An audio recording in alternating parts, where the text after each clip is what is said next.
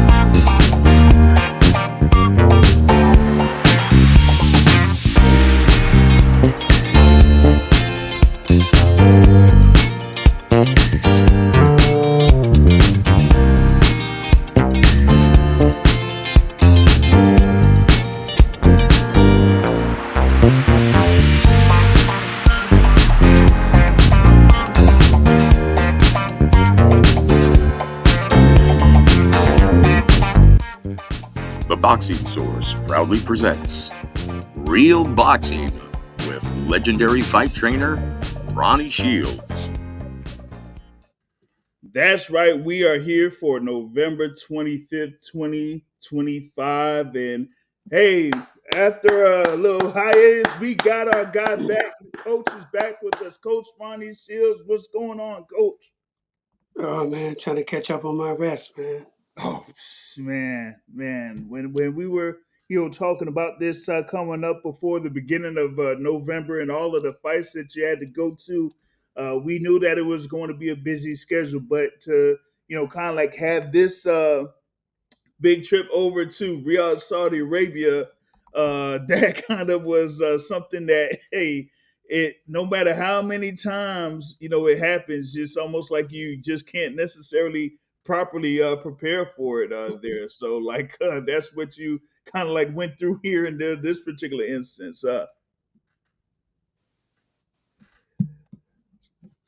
So yeah, that's what you had going on. Yeah, man. I mean, with the 9 hour time difference, it's hard to get adjusted back. Once as soon as you get adjusted to it, it's time to leave. And all of a sudden, I got to get adjusted back to this time.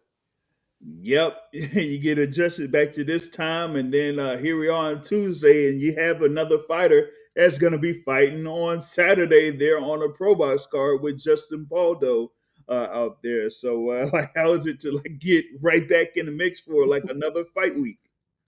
Oh yeah, man. Just I mean, I'm used to doing it, so it's not nothing that's new, but still, you have to go through it. Yeah. I mean that's the way of the trainer as it is, and having a lot of fighters there under your banner there over in the Houston area. So you had to go through week after week after week with the fighters, and now it's just starting it up once again. But then like after this particular weekend, it's a little bit of a hiatus there for you, correct? Oh yeah, for sure. So that, but we're right back in January. So we have one scheduled for January 16th. All right. So I mean, at least you have, the holiday things and all that type of stuff there where you could, chill with the family and all of that, and then just get right back in the mix there at the start of the new year to, get prepared there for another fighter on that front. So you do have that's going on, right there. So we definitely looking forward to all of that. And we're going to be talking about all of the fights that's been that went down here over the past weekend and things like that, including one of your fighters there that was involved. So we're going to be catching up with all of that. But before we do all of that, we got to go through our customary things here. So we got, of course, our as we say, our warm up in a sense. So I got to cue up our guy, Brother Morgan here. So let's do it. Either get busy living or get busy dying. Or get busy playing rapid fire Q&A with Coach Ronnie Shields. All right, rapid fire Q&A here, Coach. Are you ready? Let's do it. All right, here we go. We're going to just start it off here with this one. How about this? All right.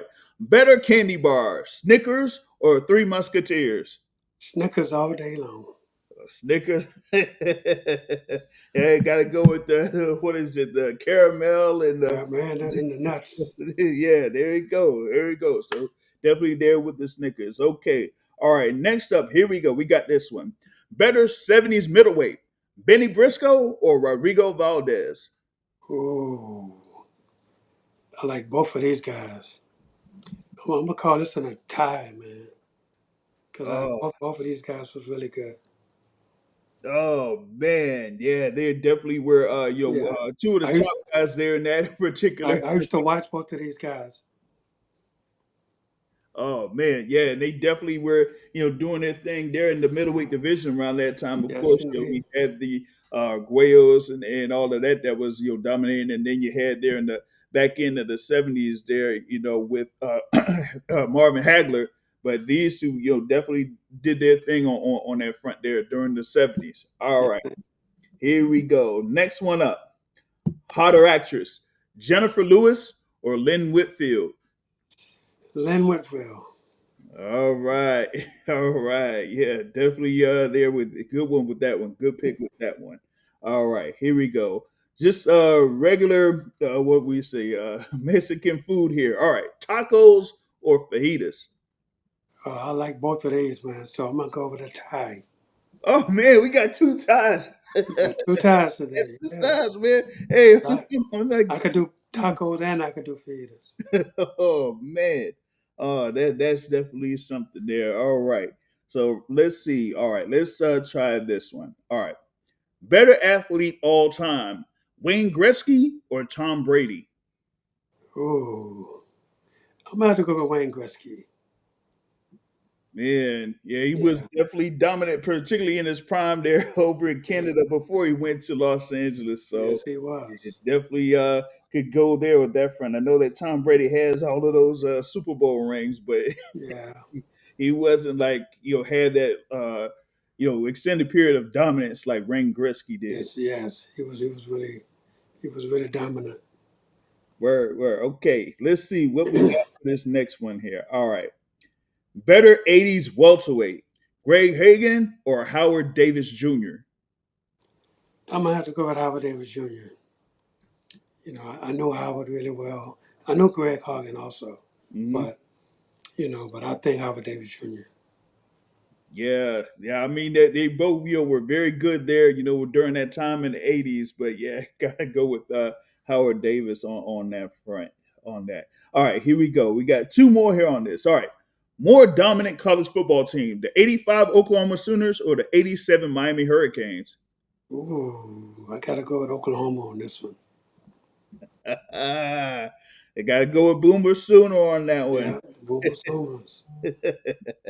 Definitely you're definitely good on that pick there. So we do I know that Miami had like a number of great teams there during the '80s, but yeah, the Sooners did have a Yes, great they squad did. there in '85 for sure. It was dominant.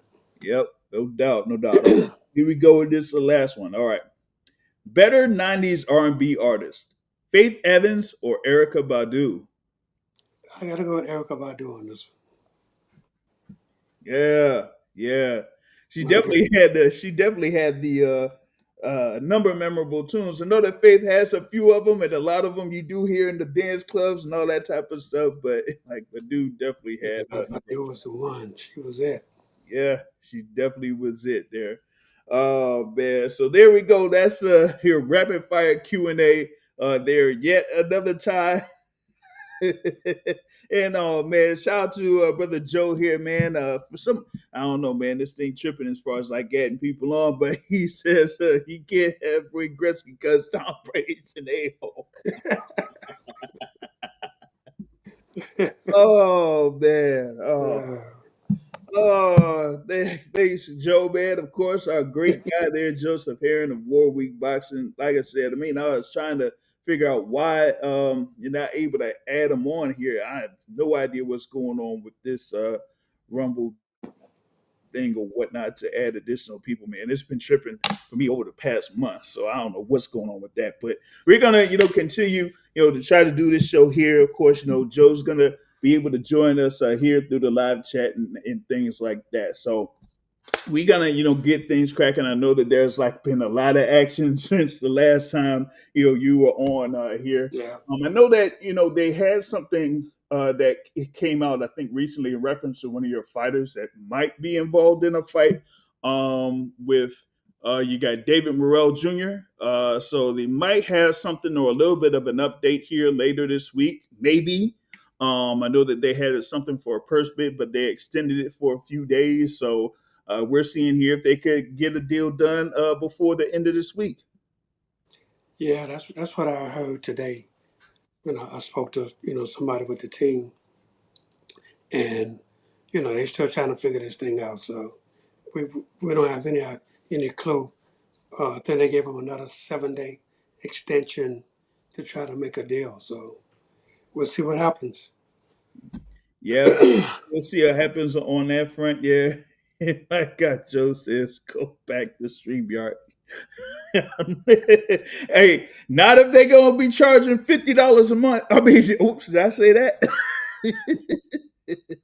Oh man, but we'll be able to work things out here. Of course, to have the whole gang with us. Here for Real Boxing with Ronnie Shields. But we're gonna continue to move forward here, and we get to the meat and potatoes of the show here. So let's do it here with this one. All right, here we go. Hey, this show needed the cash cow back to introduce fact or fiction. All right, we are gonna be going here with fact or fiction, and we're gonna just start it off here with number one. All right, here it is. David Benavidez choosing to fight Zurdo Ramirez for his cruiserweight titles means that he is not waiting for anybody at light heavyweight to guide his career. Fact or fiction? That's a fact. Look, David Benavidez, man. I think for me, he's the new face of boxing. You know, he, he just runs. He's been running over everybody. He's, but he wants to continue to prove himself to the world. So going up to cruiserweight to fight Zotto, look, he's big enough because I know he had problems making light heavyweight. So so cruiserweight is a good fit for him right now. And him and Zerto, they know each other very well, and they used to spar together a lot. And I know that they know each other really well. So, but Benavidez is like he's a guy who likes to challenge himself, and that's what the sport of boxing is all about: challenging yourself. So I'm glad to see him doing what he does best. Yeah, I mean, he didn't necessarily do that in the super middleweight division, waiting on the thing there with Canelo Alvarez. So he said, let me just do what I need to do here at light heavyweight. And he's had, those couple of wins there at light heavyweight. I know he put himself in position to at least fight one of those guys there in Dmitry Bivol or Artur Beterbiev. But, with Bivol, he wasn't able to get that fight with Bivol. And he ain't going to wait for Bivol to recover from his back injury or seeing if there's like anything that's going to go on if they're going to have Bivol and Beterbiev fight again. So he's like, you know what? Let me go ahead and challenge the top guy out there in the cruiserweight division if I can't get the top guy in the light heavyweight division. Yeah, you know, look, he just wants to be the best. And that's what you have to do in this sport. You got to keep proving yourself fight after fight after fight. And, he has no problems, because he probably walks around 210 anyway, you know. Mm-hmm. And so, going down to 200 shouldn't be a problem for him. Yeah, without a doubt. I mean, I think he kind of like gets to, like you said, around that 210 range or something like that. So instead of like trying to get himself down to 175, why not just just take it easy as far as like cutting down weight and just perform what you could do there at the cruiserweight division, and being able to go against the unified champion there in Zurdo Ramirez, as they said it would be May 2nd that they announced for that and lock that down. What did you think about his performance there against Anthony Yard? Because it looked like he just stepped it up a notch after about a few rounds against Anthony Yard. Well, for me, I only saw highlights because I was on a plane. Yeah, I left right after Vito fought. Yeah. So I didn't have time to sit back and watch anybody else. So I was gone. When Vito fought, 10 minutes later, I was in the car on the way to the airport. Yeah, that's the thing, man. As you say, once you have your fighter and your fighter's done, no matter where it is, once that fight's done, we out the we out That's the it. building. Everybody knew I was leaving. People was asking me to wait for them. I say, no, gotta go. Taking no chances. Yeah, he can't do that. Who knows? Like, I mean, I haven't been out there, so who knows? Like how the traffic is. Trying to get out to the airport. Well, the traffic's not so bad, but it's just certain flights that you can take. Yeah, If you miss one, you might have to wait another day yeah, before you another get day. out. Yep, yep. So, and I wasn't trying to wait another day. I was there 11 days. That was 10 too long. Yeah, you can't really do that much out there, unless if they have, those big events. But outside of that, probably nothing at all. You know what I mean? So you definitely have to, make sure you make the most out of what you have once you get there. But once everything is handled, nah, we out of there. We out of there. Oh, yeah. Oh man, yeah, that's gotta be something there. But yeah, with Benavidez saying that, you know what, I ain't gonna wait for anybody here at light heavyweight. Go up to cruiserweight and then get see if he could get those two belts there from Zerto, and then potentially try to go for undisputed there at that weight class. That shows Yeah. like where he's at as far as like challenging himself, and that's why I kind of like have him there around that top 10 in the pound for pound list on that front. But Right. Absolutely. yep.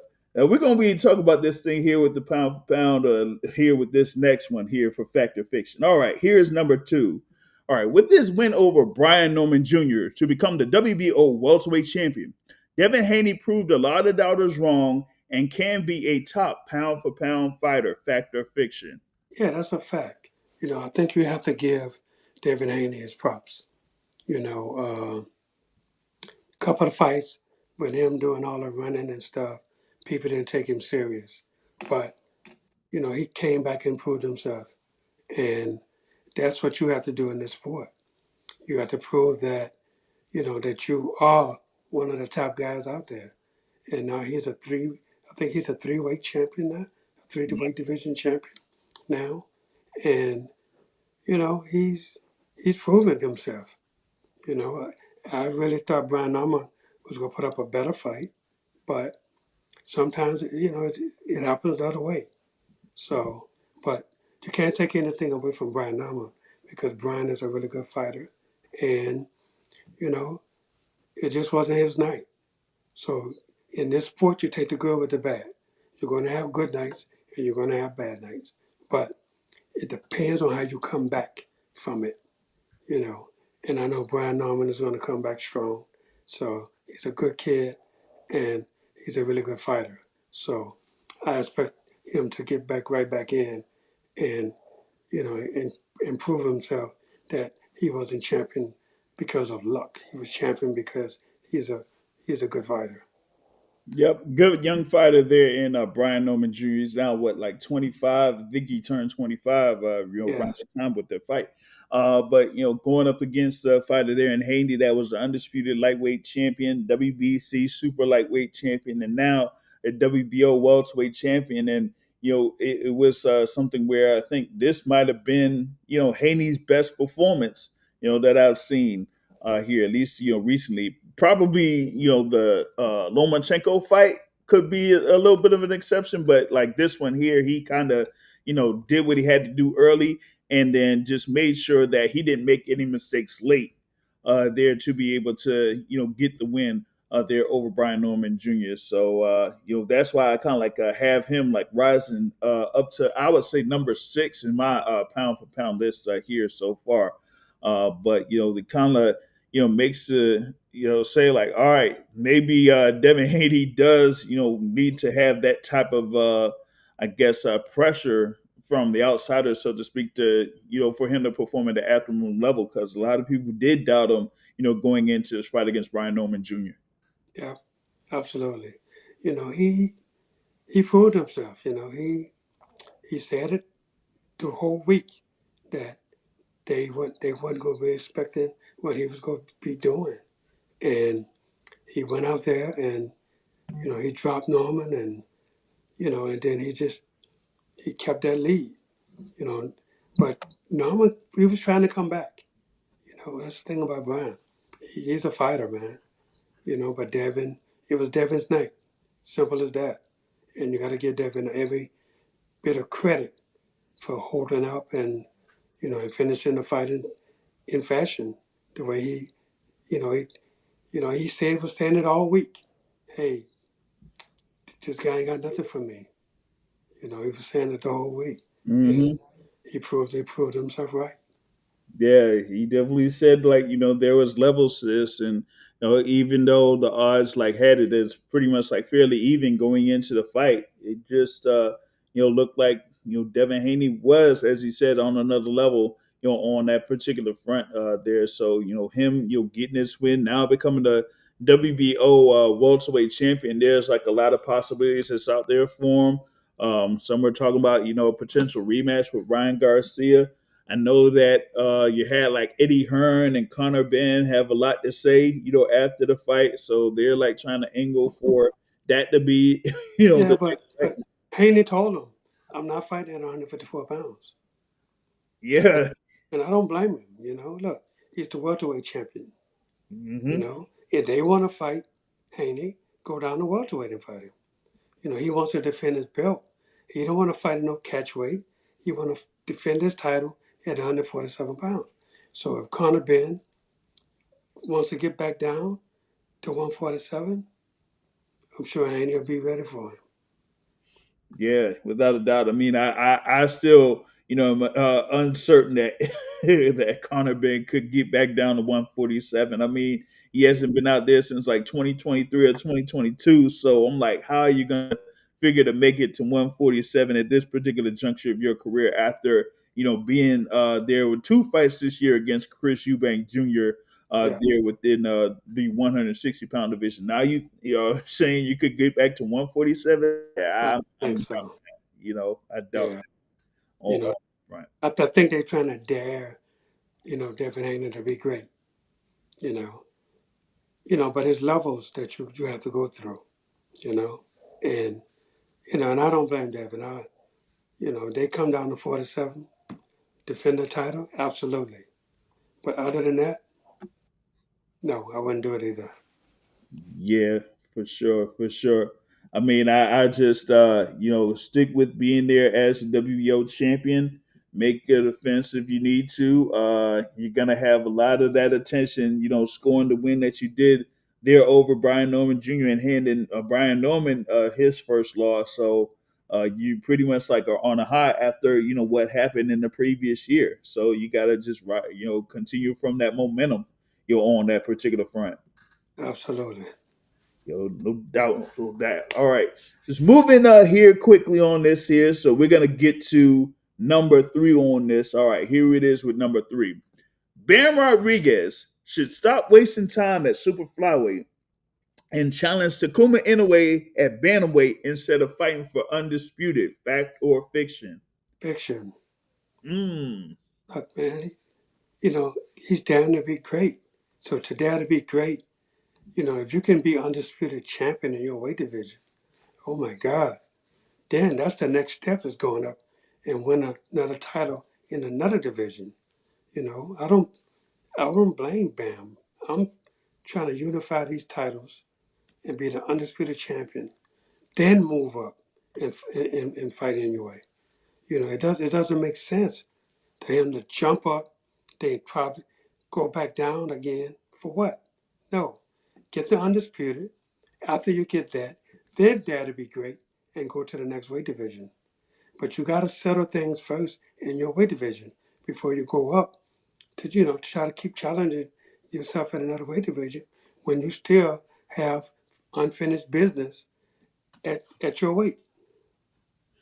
yeah, and I think he said that he wanted to become undisputed in the weight class, so he is going to just stick with that and have that next fight. I think it's against what, Willibaldo Garcia. They're probably just set up to be in his hometown, San Antonio. Have a fight card there for him to fight for that undisputed belt, and then just see what happens there. Whether it's the bantamweight division or the super bantamweight division after Inoue and Nakatani seem that they're going to be clashing in 2026. So Right. you just have him get undisputed, then move up, and then see how many titles he could get there at bantamweight before having that shot against the winner of Inoue versus Junto Nakatani. Absolutely. That's the thing with that. I mean, I would say that with his performance that he had, I was like, yeah, that what was it, like, plus or no, minus 1,400. Him as a favorite there against Puma Martinez, and he just took his time and just broke down Puma Martinez until getting that stoppage. It was You just know, brutal. all week you should have seen Puma Martinez all week in Bam's face the whole week. You know, Yep. and Bam, all he do is smile at him like, "Dude, I'm going to knock you out," and that's exactly what he did. Oh yeah, yeah, and he just he just took his time and just was like, and you didn't do it, couldn't do anything against me. All Puma Martinez was doing was throwing hooks and uppercuts and power punches. I ain't really see much of a jab from him. You know what No, I mean? And that was it. And once you kind of like was that predictable, oh man, like Bam's gonna pick you apart. absolutely. I mean that was just absolutely a masterclass, as they say, there on that front with Bam Rodriguez. And so we will see if he does get that undisputed next year, and then moves forward to become world champion either at bantamweight or challenges in a way Nagatani winner at super bantamweight. So we'll see how that goes on that front. All right, here we go with this next one here on the docket. All right, here it is. Abdullah Mason did well in his bout against Sam Noakes, but should take it easy in his next two fights before fighting the top guys in the lightweight division. Fact or fiction? Fiction. He's a champion now. He has to challenge everybody now.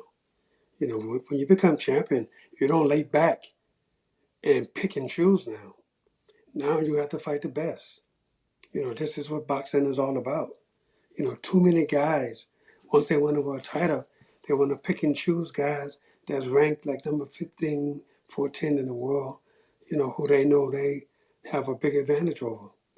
No, you got to fight the top guys now. This is what it's all about. And you know what? Just talking with this kid, he's a very confident young man. And, and he's a really good fighter. Yeah, look, he fought a great fight, and Noakes was no pushover for him, you know. And Abdullah, he did what he had to do, and he's champion of the world now. So now, now you have to fight the best that's out there.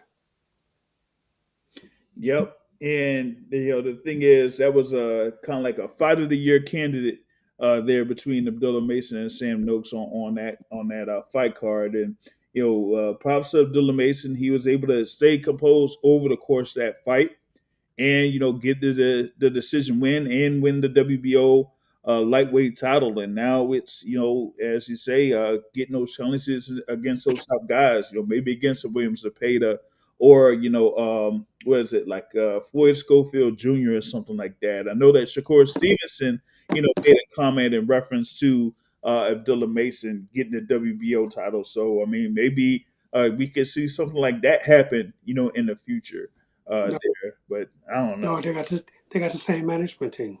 Yeah, that's the thing though. It's like Jay Prince is, that's it, like they're with Abdullah Mason and Shakur Stevenson. So Yeah, I so mean, you I, know, I doubt that that's gonna happen. I mean, if I you don't know. if we can't get Teofimo Lopez there versus Richard Hitchens, who has the same manager, then we can't necessarily get this here with the same manager. But I think Shakur is gonna fight Tio. That's the fight that they're talking about now. Yeah, yeah, yep. They'll talk about that. I'm just waiting for them to officially announce it because we've heard about it since September that they're going to fight. And we Yeah, haven't necessarily heard anything as far as like an official announcement. I'm like, come Yeah, on, yeah. what's taking y'all so long? You know what I mean? Oh yeah, yeah. So that's the thing there that I'm kind of like waiting on with that particular matchup. But yeah, with Abdullah Mason, I mean, yeah, you could fight the guys there that could be ranked like number 11 or 12 there in the WBO rankings, and have a defense in maybe your hometown or something like that. But outside of that, hey, why not go ahead and challenge yourself against the top guys within the lightweight division? Absolutely.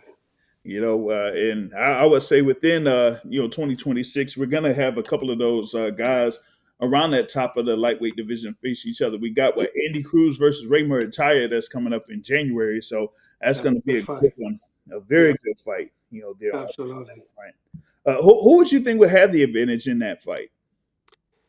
I don't know, to tell you the truth, man, because both guys are really good, and I think it's a coin flip, if you ask me.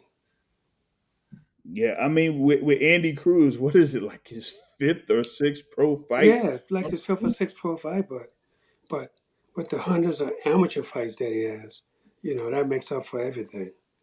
He has a lot of experience. He's seen almost every style there is. So, so you're not going to show him anything new. Hey, and we got to get, of course, our comments from our guy there, brother Joe. He says in reference to the fight series, says Bams Rodriguez had a master class in Haney West and an exercise in holding. He says, why does any fighter hold to make up for deficiencies in the ring? And he says yeah, he was very impressed with Sam Nmomah and Abdullah Mason, but he says there's a great challenger there in the lightweight division for Abdullah Mason, and that is our guy Justin Paldo, the $1 million man. Absolutely. Just in a fight anybody. Yeah, Justin will fight anybody, and he made that clear. I think it was either earlier today or yesterday. There he was talking with the guys at Pro Box and said, "Hey, any of those guys at the top of the lightweight division, let me at them." He was like, Scrappy Doo or something. Let me at them. You know what I mean? Absolutely. Yeah, yeah. So definitely got to see more there. Like you said, Justin Paldo's in action on Pro Box November 29th, this Saturday coming up there. So folks, y'all be able to catch Justin Paldo live. That is the main event on that card. All right.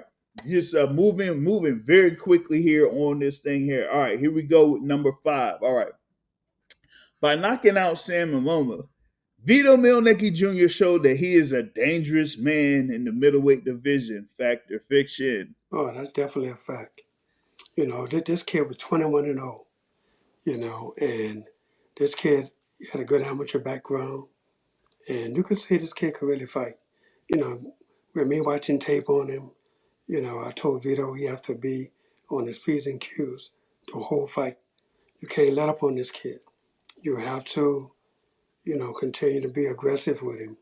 And, he came out the first round, just try to fill him out. That was the plan, to fill him out the first round.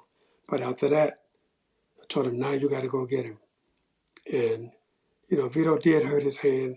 I think in the fourth or fifth round, he hurt his hand and his right hand. But I told him, man, look, we ain't got time for this. Thinking about your hand. Think about this fight. Continue to use your left hand. That's your best hand. Use it. And later on, you'll be able to throw the right hand. And he did it, and he was able to get the stoppage. Broke him down and knocked him down on that one occasion. And the referee, man, I think he kind of saved Sam Nmomah there a little bit by waving it off because he could have had like a definitive knockout there for Vito Mielnicki Jr. But the referee didn't decide that Momo was well enough to continue at that front. But hey, you still get the knockout win nonetheless there. And I think that was like one of the better performances that Vito Mielnicki has had, here over the past couple of years. Yeah, it was, And but we had a great camp. and Vito, he felt really good, you know, and the good thing about it is Vito has no trouble making 160. So he was able to eat 3 meals a day every day, even up until the weigh-ins. He didn't stop eating. So the weight was perfectly for him, and he's still weighing 158 and a half. So that's good. You know, and now it was rumored that, but talk for the team that he may try to go to 54 if nothing pops up for him at 160. Mm. Mm. Now, I mean, earlier we were talking about with the previous fight with Bam and Puma Martinez, how like Puma was like talking for like all week during fight week. We Yeah. did hear a little bit there from Sam Nmomah there in the press conference into the face-offs there. So I Oh guess yeah. that was pretty good to kind of like get that stoppage win there after he Oh was yeah. on the line. Look, look. The kid came in confident. He was. And as you saw with the face-off, they had like a 3 4 minute face-off, longer than anybody else, Yeah. and they was really going back and forth at it. You know, but Vito just told him, dude, I'm gonna knock you out. You know, and the dude was just going off. And I mean, but it made good for the fight though because the guy did come to fight and he brought it, but Vito was just a little bit too much for him. Yep, definitely too much for him. I think it was something there with the skill level standpoint. Given the competition that Vito has had, over the course of his career, there that kind of like showed, here in this particular bout against Sam Nmomah, and so we definitely are looking forward to seeing what could be next out there, for Vito. As you said, he might make a revisit to 154. Well, no, that's just small talk. I mean that that could be something there, but you do have a lot of opportunities out there in the middleweight division, so we'll see what could be in there for Vito Mielnicki Jr. in 2026 there. So we got to see how that goes. Now, wanted to touch on something else here. You may or may not have seen this, but this is part of a fact or fiction here. So we're gonna go with this one. All right, here it is. All of the confidence that Jake Paul had in the press conference disappeared when he looked at Anthony Joshua face to face, and now he hopes that his career doesn't end on December 14th. Fact or fiction? Oh, that could definitely be a fact. I think when you're looking at video, you really don't know how big a guy really is Yeah, until you see him face to face. And and you could see when he saw Joshua, he was like, "Oh my God, what is this?" I mean, it was a shock to him how big Joshua really is. And Joshua is no small heavyweight. He's a really true heavyweight. yeah, 6'6", like 250 easy. You know, and but the only thing I don't like is that all these weight restrictions now. Now he want to put Joshua on a weight restriction. He can't be no more than 245. Okay, Joshua said okay. But then he put some other things in that Joshua has to do. I don't know what as everything is, but you know, but if you're gonna be a fighter, you know, if you're a heavyweight, you're a heavyweight. You could weigh 300 pounds. It hmm shouldn't matter. You're a heavyweight. And if you want to fight in the heavyweight division, you're gonna have to fight big guys. Simple as that. So what kind of fight is Jake Paul gonna be? Say he wins a world championship. You're gonna want to put weight restrictions on fighters, and if you're the heavyweight champion of the world, no way. yeah. That throw his ass out of the damn out of boxing. I don't know if he would be like how people were talking about Canelo when he had those 155-pound catch weights or something like that. Like oh man, if Jake Paul did that, I don't know if it would be like heavyweight or cruiserweight. That would definitely be something there. But yeah, they kind of like had Anthony Joshua, I guess, in a weight restriction. This thing is scheduled for 8 rounds, and they're gonna have like 10-ounce gloves there for this particular bout. So it's gonna be really interesting to see what happens here within these next few weeks. And this thing is actually, December 19th, not December 14th, where I put up there, but it's December 19th. So, Yeah. I mean, we'll see because it's just, 4 weeks away, or less than 4 weeks from now. So, I mean, good luck for Jake Paul. I don't know. Maybe he should have been better off trying to see if he could have got that fight with Tank Davis or rescheduled it or something. Because Well, he could have did better fighting Andre Ward if he was worried about weight. yeah, yeah, that could have been that would have been an option, there for Jake Paul. I mean, you could have had something there where you could arrange for fighting someone like Andre Ward, or you could have still had Anderson Silva. I mean, he's on the card, but he was on the thing for the original scheduled bout, so you could have had something there, on that. Yeah. Um, All right. Well, we got a question here on the live chat here. And he asked Coach, like, who would you consider your most solid fighter in your stable today? Oh man, I got several kids that's really really good. So I can't pick one guy, because you know it's not fair to the others if I just pick one guy. Everybody does a great job in training. We really really have some really good guys and these guys they do conditioning together, they do everything together, and they push each other really hard. And I'm just so fortunate to have fighters that you know that help each other out a lot. They spar with each other to get each other ready, you know, and to pick one out of everybody. No, I can't do that. Yeah, gotcha. Now, I talked with you here on this reference to Vito Mielnicki Jr., but it's been a while since we caught up with what's happened over the course of the past few weeks, and we gotta catch up as far as like what happened over in Texas. There, you had Joshua Edwards there, you had Curtis Stevens there. That was fighting. David Stevens. Yeah, David Stevens, excuse me. And they had their fights, and Stevens had the thing there with the jaw, and Joshua Edwards had another knockout win there. So like, how was that experience there over in Texas for those fights? Yeah, it was really good. The thing with David Stevens and and and his opponent, man. Okay. His opponent Darius Fulgham. Mhm. Darius has come and helped us before to get ready for the fights with David Stevens. So it's not like we didn't know Darius. We know how good Darius is, how slick he is, and Darius is a tough fight for anybody. So we knew it was going to be in a tough fight. But I really and truly thought David Stevens was going to pull it out, but the judges saw different. But the thing is, it wasn't a loss, it was a draw.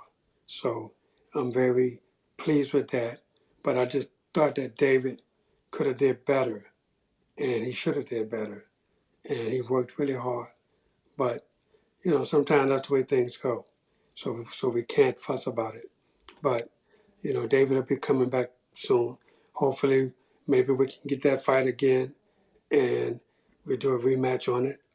But again, it's up to Golden Boy Promotions if that happens. And then Josh Josh Edwards, man, this kid he's a one of a kind. He's fast on his feet, and he has power in both hands.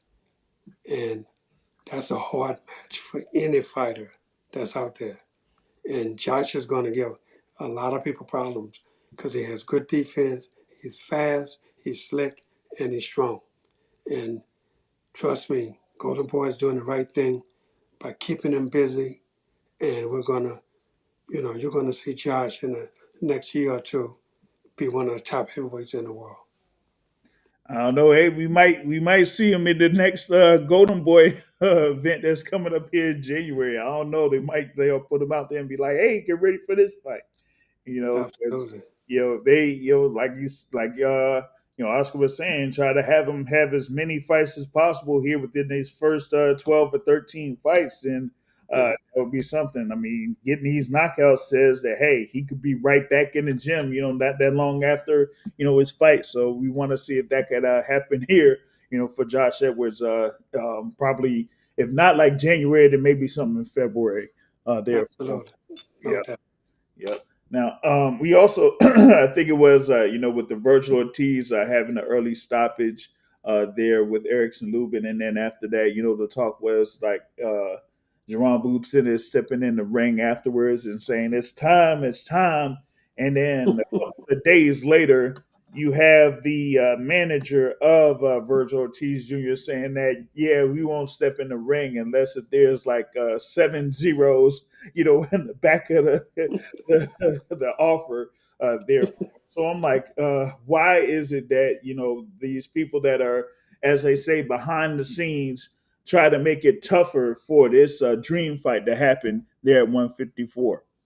Yeah, I mean, look, everybody wants to get paid, and if you can get paid if you go to Saudi, you know, you could do it there, but here to get to seven figures, I don't think so. I don't think it'll happen here. So, they would definitely have to hook up with Turkey Al in order to try to make that happen. But look, that's a great fight. You know, that's a really, really great fight. And I really believe that it's a toss-up fight because Virgil Ortiz he's a really, really good fighter. And the crazy thing about it is this kid is not even champion yet, Yeah, but he's a really good fighter. And Boots is one of the best out there right now. It's going to be tough for anybody to beat Boots. Boots has a variety of schemes. He goes southpaw, he goes orthodox, you know, and he got power in both hands. So, to fight Boots, but that's a great fight. And I think the fans will really, really pay to see this fight. yeah, and I think that would be, a huge factor in if, a fight like that could still be in the States instead of like having it, over in Saudi. I don't want to see like no ring six or ring seven over in Saudi Arabia and they send that fight over there and they had like some type of suggestion with I think that the manager also said that, with the announcement of David Benavidez facing Zerto Ramirez in May or the Cinco de Mayo weekend, he's like, well, hey, how about having Virgil Ortiz versus Boots be the co-feature bout? And I'm like, why would you have that be a co-feature bout and still want to have about $10 million for Virgil Ortiz Jr.? I mean, Yeah, but he definitely couldn't get $10 million on that card, yeah, because they have to pay Zerto and Benavides, and yep, there's not going to be $10 million left for them. yeah, yeah. So, they would have to do their own card. Yep, that's a fact. That's a fact, and I'm saying like, why we need to have at least a couple of these type of fights back in the states, like have it in Vegas or something like that. I mean, how is it not big enough to have in Vegas and just have something like how you had Oscar De La Hoya versus Tito Trinidad or something like Yeah, that. You know yeah. what I mean? Like we need to have those fights, here back in the states again. We don't necessarily need to have every single big fight out there in Saudi Arabia. Like I'm like we deserve more here. Spike Biz deserve more things there. Let's see here. I don't know if let's see if I don't know if you're gonna be able to answer this question here on the chat, but someone asked who you feel is the lowest rated champ at 154 pounds. Man, when you become champion, there's no such thing as being, you know, the least, the lowest rated. You know, you're champion of the world. That's the highest you can get. You can't get no higher unless you're undisputed champion of the world. And until these guys fight each other and we have one champion, then, then we'll never know who's the best, until we get an undisputed champion. Yeah, I mean we got what four? Yeah, we should have four champions there at 154 pounds currently. I know that two of them are about to face each other here at the end of January, and Xander Zayas and Abbas Barao, and then we gotta see what's going on there with Sebastian Fedora. That's going to Yeah. be something there to see what happens with him, and and then we kind of like see what goes on there, outside of that. So that's the thing that we're looking at here. It says the boxing outcome says salute coach. Yeah, he says thank you for speaking facts here on this thing here. So I mean that's mainly the gist of things here. We just had a real quick show here for this edition of Real Boxing with Ronnie Shields. Like I said, I mean he's just still recovering from having a long flight over in Riyadh and coming back. Like I said, I mean it's never like a smooth trip.